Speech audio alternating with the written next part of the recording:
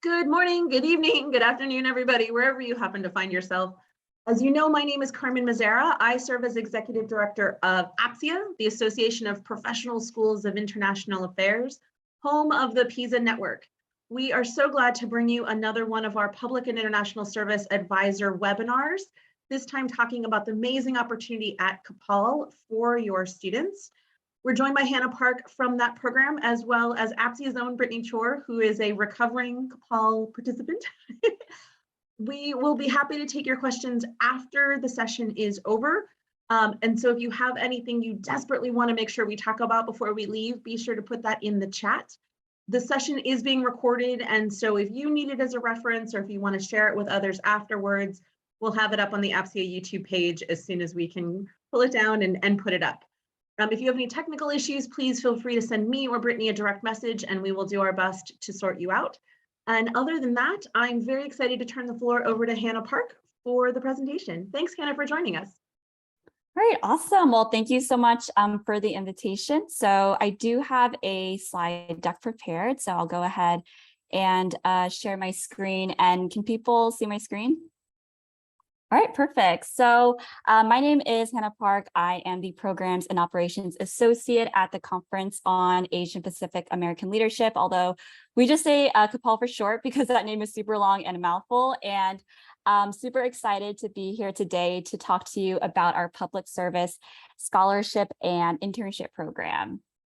So going over the agenda today, I'll just start off with a brief overview of CAPAL, who we are as an organization, as well as an overview of our programming, as well as a program breakdown of our different components for our public service scholarship and internship program.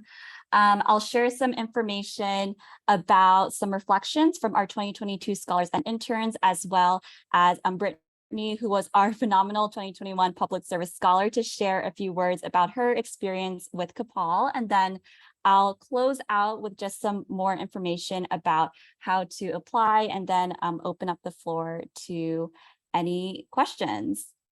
And so before I begin, I would like to take a moment to pause for folks if they'd like to introduce themselves in the chat box. So feel free to say your name, preferred pronouns, if you're a student, your year, college, and major, or the organization that you currently work for down in the chat box. And then as folks are doing that, I'll go ahead and get started.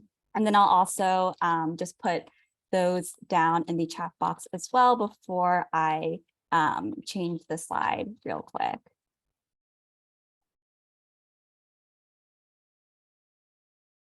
All right.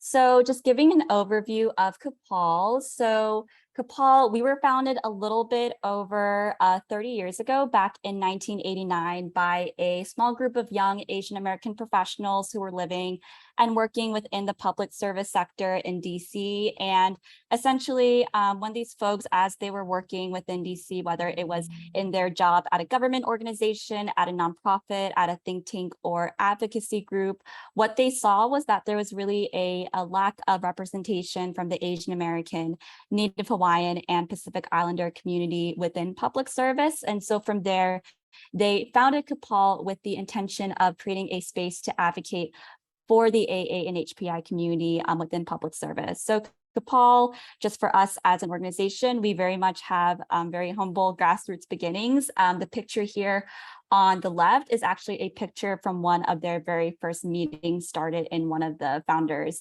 living rooms. So again, we have very grassroots organizations with the intention of serving AANHPI students, communities, and young professionals who are interested in working in the public sector. So our mission is to empower Asian American, Native Hawaiian, and Pacific Islander youth by increasing access to public service opportunities and building a strong AANHPI public service pipeline. And we do this mainly through our programming, such as our Washington Leadership Program, as well as our Public Service Scholarship and Internship Program, which I will be talking more about today. And our vision is to help support an equitable future with equal AANHPI representation throughout all levels of government and public service.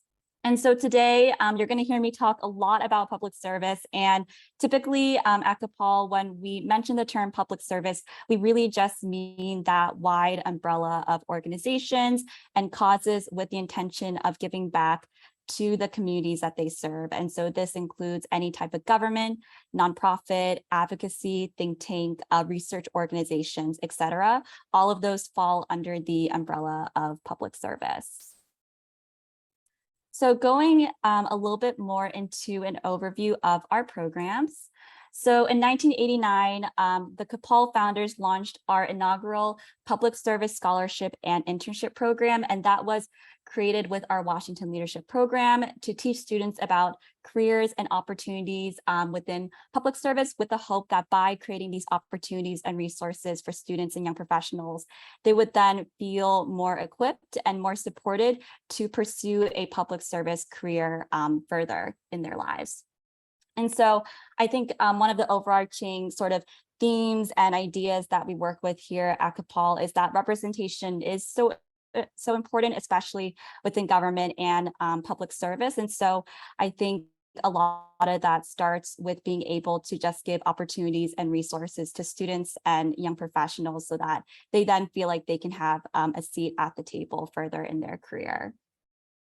So today we have two main programs that we offer to students, and that is our Public Service Scholarship Program, as well as our Public Service Internship Program. So students at the time when they apply, they can apply for either one or both of these programs.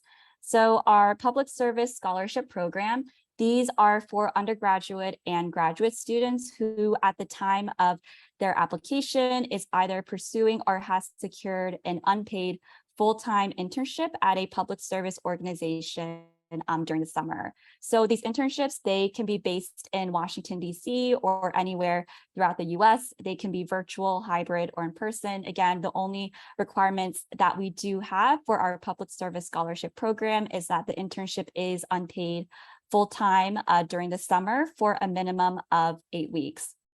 And for that scholarship, we do provide a $3,000 stipend for the student to support their summer internship. Our public service internship program does look a little bit different.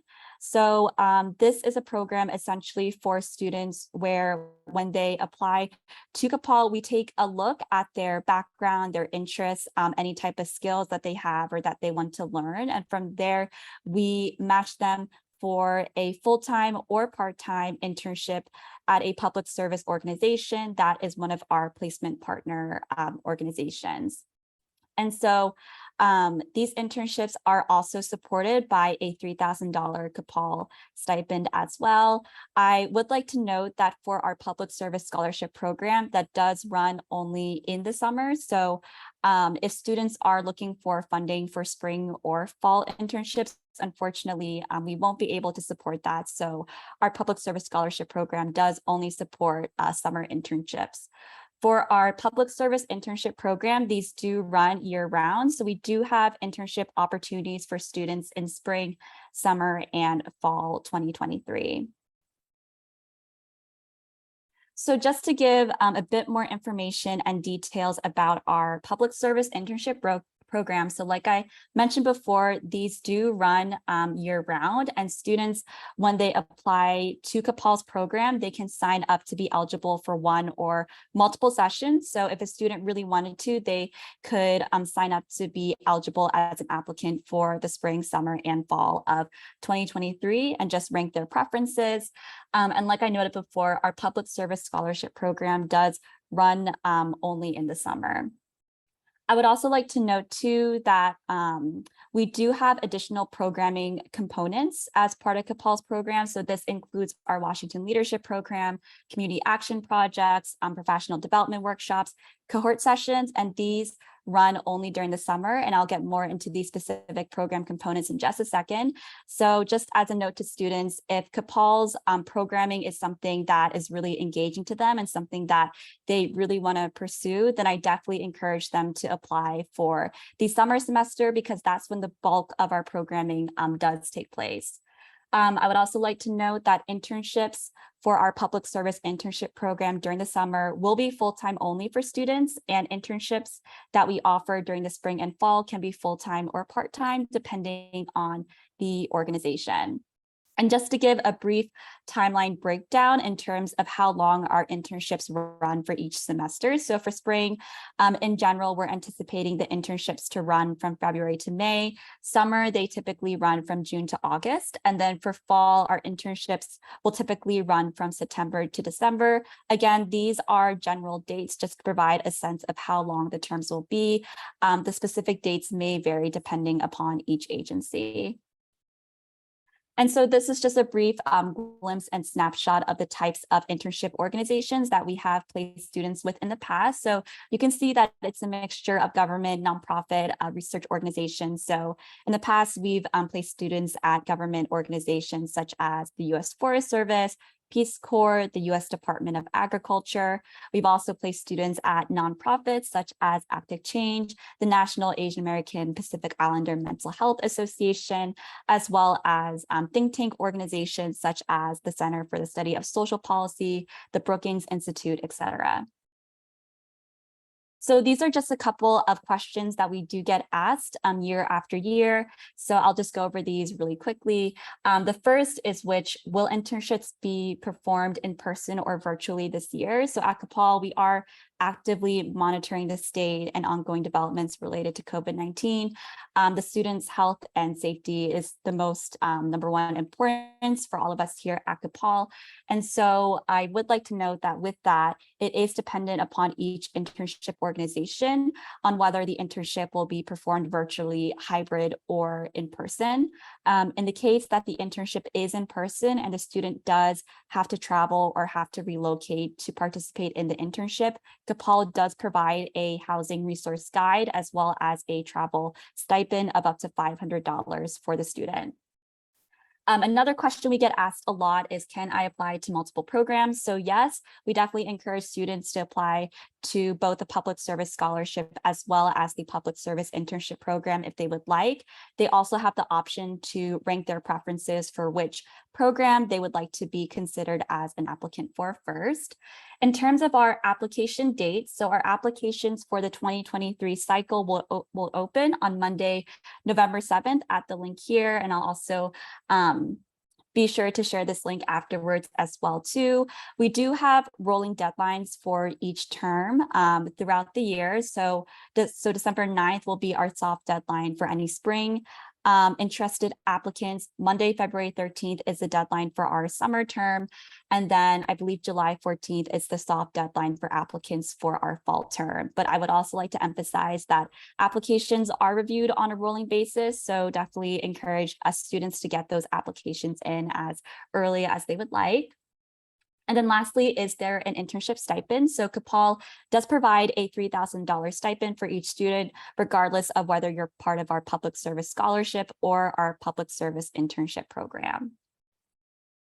So going more into the additional programming components that we do have as part of CAPAL. So I think one of the biggest sort of overarching characteristics about CAPAL's program is that we didn't just want to pair the student at an internship and just abandon them for that term. And so we really wanted to take a holistic approach to our programming and also provide additional support and resources so our students feel very equipped and supported when they graduate from CAPAL's program. And so in addition to completing an internship, our students also participate in our Washington Leadership Program, community action projects, one-on-one mentoring, professional development workshops, cohort sessions, and more.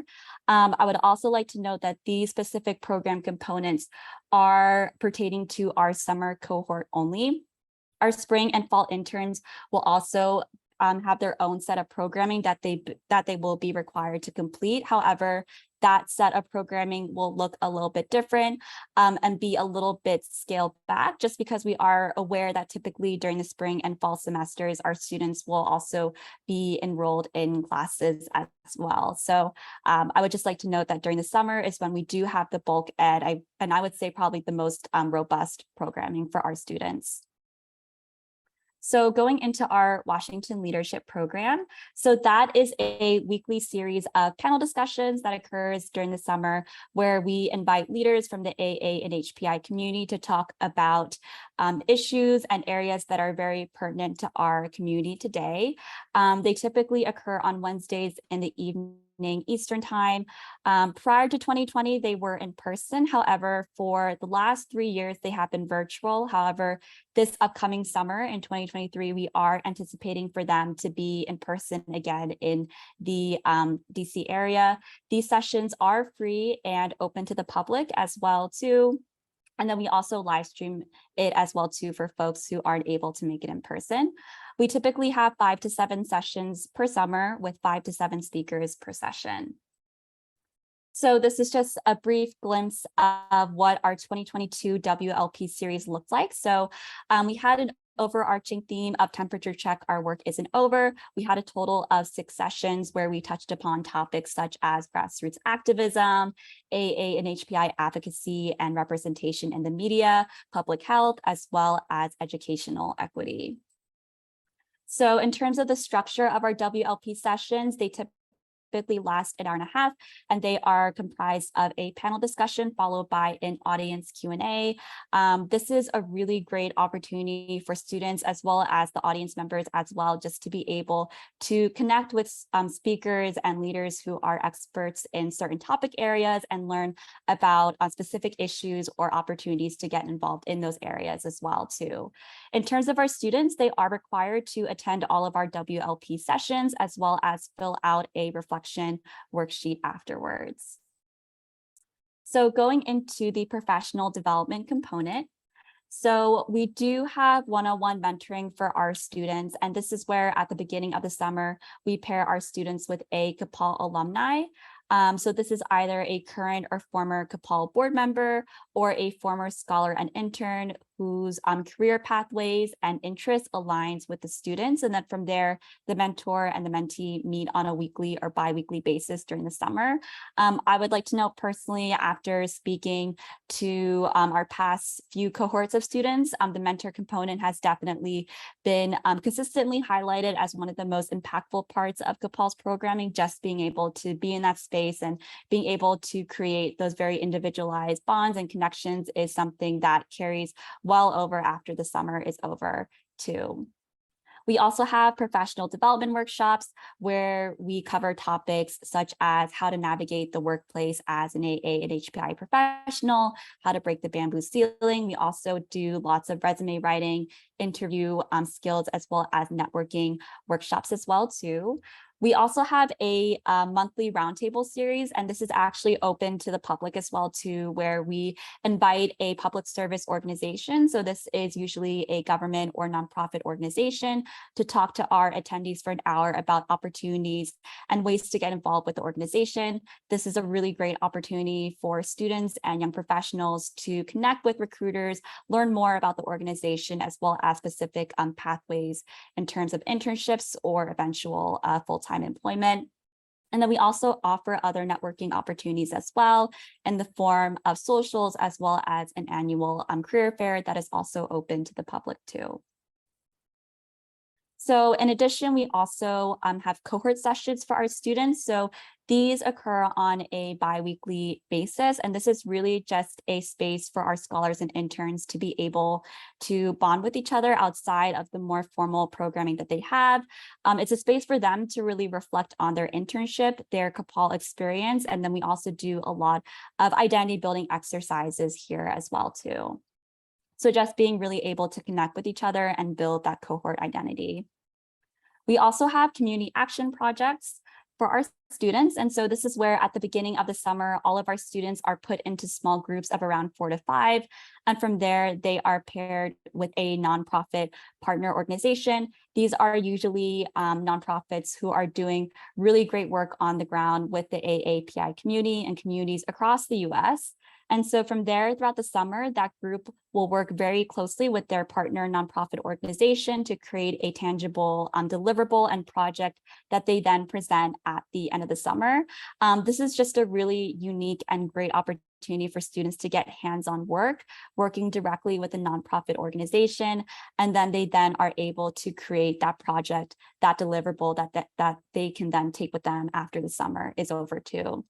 So just to give some examples of the type of projects that we've had this past summer, 2022. So one of our groups actually worked with the Center for Asian Pacific American Women, and they created a social media toolkit and communication strategy plan for the organization. So that was a really great and impactful project, because from there, the organization was able to take that toolkit, that communication strategy plan, and use it well after the summer is over. And then one of our other groups partner with the Climate Initiative, and they actually created a survey in terms of AANHPI's youth and attitudes towards certain issues related to climate change. And that data that was gathered from the survey that the students did was really informative in terms of how the organization would approach future engagement or outreach strategies as well too. And so I believe you can actually check out additional projects from this year as well as years prior on our website as well too. So these are just a couple of the organizations that we worked with in terms of CAP partners last summer. So we paired students with organizations such as Act to Change, APIA Vote, the Sikh American Legal Defense and Education Fund, the National Asian American Pacific Islander Mental Health Association, as well as others. And so lastly, we have our closing ceremony, and this is really just a celebratory event at the end of the summer to highlight and elevate all of the accomplishments and the hard work that all of our scholars and interns have done. And so this is a pretty open event. We invite the entire CAPAL community. So this includes alumni, mentors, internship supervisors, CAP advisors, as well as other folks as well too. And this event is also where our scholars and interns will present their community action projects. So I know that I've been talking a lot about CAPAL's program, but also wanted to share some direct feedback and reflections that we've had from our 2022 scholars and interns in terms of what impacted them and what they took away from the CAPAL program at the end of the summer. So Manasi Reddy, she was our 2022 USDA APIS intern. At the end of the CAPAL program, she said, "This experience was everything I could have asked for. I love being in a space with other AA and HPIs and sharing our experiences as a part of the community. The CAPAL programming was very helpful and I learned a lot." And then Lena Pham, who was our 2022 scholar who worked at Asian American Lead, she said that this experience has allowed me to gain experience working closely with a nonprofit organization aligned with my interest in AA and HPI education. As a part of CAPAL's 2022 cohort, I have been able to get to know scholars and interns from across the country. And so you can also read additional testimonials from our students on our website as well. And before I go into the application process, I'll actually hand it over to Brittany, who was our amazing 2021 scholar, to share a few words about her time with CAPAL as well too. Sure, thanks, Hannah. Can you go back to the community action project? I really wanted to just say that the community action project was my favorite part of the experience. I did the program virtually in 2021. Things are really crazy. And it was a time when it was hard to connect with your peers in a virtual environment. So the community action project, like Hannah said, partnered us up among each other. So it was a team of us. I think there were 4 or 5 CAPALs. And we were partnered with Act to Change, and we created deliverables. We presented at the closing ceremony. And it taught me a lot about teamwork and working in a virtual environment and leadership. So other than that, I think that the best part about CAPAL is that it takes diversity seriously. The AAPI community is very diverse, and people tend to not consider the certain groups part of the community. But people are, or my peers came from every part of the country. different parts of the world. It was awesome. I got to meet tons of people and we're still in contact today. So that's all I really have to say about CAPAL and my experience. It was a very positive one, and I'm grateful to be a CAPAL. Thanks, Hannah. Thank you so much, Brittany. Yeah, that's amazing to hear. And I think like, especially like you said, with being in a virtual environment, I think that's definitely something that we have been working with for a while. And so just being able to create those bonds and those connections, even if folks are all across the country, or I think we had some people like internationally as well too, is something that we're very conscientious about too. So going into our application process. So to apply, students can visit our website, www.capal.org, to complete our online application. And so from there, we ask for a personal statement, a one-page resume, a letter of recommendation, as well as a transcript, either official or unofficial. If at any point students have questions or they want more information about CAPAL or just more details about our programming as well too, they're definitely encourage them to reach out to me at hannah.park@capal.org. I'll also put my email address in the chat box as well too. So my inbox is always open and always happy to talk with students and advisors and recruiters just to answer any questions and provide any information that I can. And so our applications will open Monday, November 7th. And there are rolling deadlines throughout the year, but the main deadline for our summer term is Monday, February 13th. Fall applications will be reviewed on a rolling basis and close in July. And then our spring applications has a soft deadline of December 9th. And so also be sure to follow us on social media just to receive updates about our programming and events that we have in the community. We are at CAPAL DC on Facebook, Twitter, LinkedIn, Instagram. We also have a monthly newsletter that we send out, which you can sign up at the link here. And I'll also be sure to share that afterwards as well too, just to stay updated about any programming and events that we may have. And so I think that about wraps up my presentation today. I know that I've been talking a lot, and so I will open up the floor to any questions that folks may have. Hannah, thank you so much for that great presentation. While our colleagues are typing their questions and preparing, I wanted to start off by asking, in terms of the application process, what makes a candidate really stand out? And if you're able to share broadly about how many applications you receive and about how many students you select, that would be really helpful. Yes, definitely. So I would say in terms of numbers, so our fall and spring cohorts are a lot smaller than our summer cohorts. I would say for 2023, we are anticipating our fall and spring cohorts to be no more than 5 students. And then our summer cohort will probably be much larger, around 25 scholars and interns. I would say typically for each application cycle, we do receive around 150 applications for those spots. And I think in terms of what we look for in a candidate, we're very, very open in terms of the backgrounds and the skill sets. I know that because we are public service oriented, we do get a lot of folks who come from maybe political science or government affairs backgrounds, but we really welcome students from any majors. So whether you're a STEM major, music, humanities, there's an internship, there's an opportunity for you as well too. And I think the biggest thing that we look for, and this is especially pertinent within the personal statement or the interview process, is just a curiosity or a passion for public service, as well as learning more about the AANHPI community or wanting to get involved. And so I think those are the things that we really, really look for within an applicant. And I see that there are some questions here. So Melissa asked about the typical costs of housing. So that does, I would say, vary upon area to area.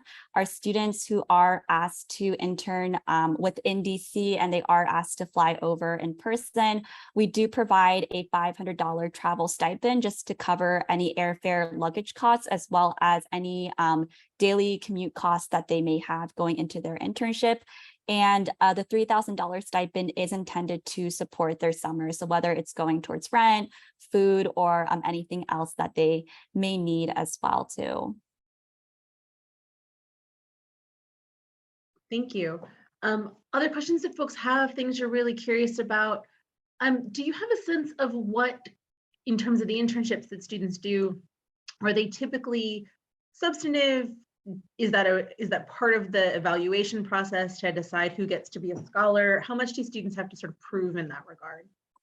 Yes, definitely. So I would say in terms of our public service internship program, we do have a wide range of internship placements. And so some of the positions that we do have are a little bit more on the technical side. So they may be looking for a student who has a specific background or experience. Some of them are a little bit more general as well too. I would also like to note that a lot of our internship partners do also understand that the student may be still navigating in terms of what type of career or job that they want to pursue afterwards. And so a lot of them also do provide training on site as well too for the internships. And so I would say there is pretty much a mix in terms of the type of work and skill sets for each internship.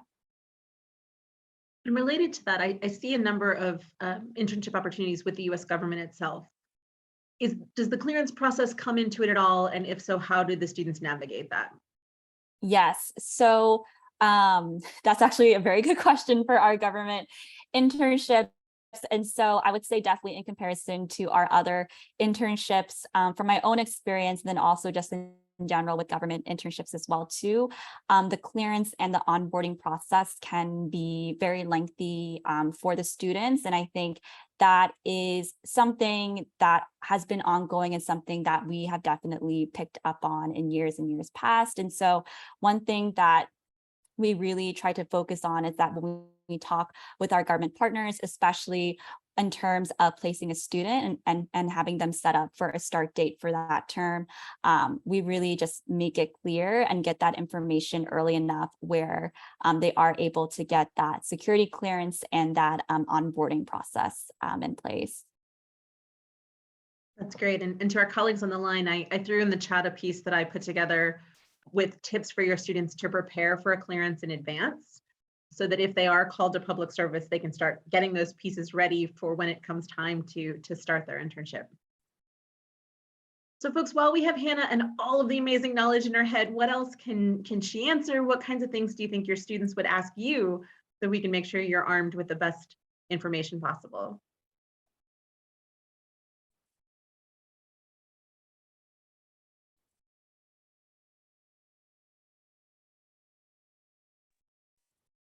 Excellent. And Hannah, if folks did want to make sure they don't lose track of that November 7th deadline, is there a way that they can stay in contact other than this sort of student-focused newsletter you mentioned? Oh, yes, definitely. So they are also welcome to follow us on social media as well too. So we'll also be posting there when our applications open as well too. So social media, our newsletter, my email as well too, if folks just want to reach out directly one-on-one too, and just get more information about the program, or if they have any questions, also more than happy to answer those on there too for folks. Excellent, thank you. All right, colleagues, any other questions for the good of the order? Otherwise, we'll give you back a little bit more of your day.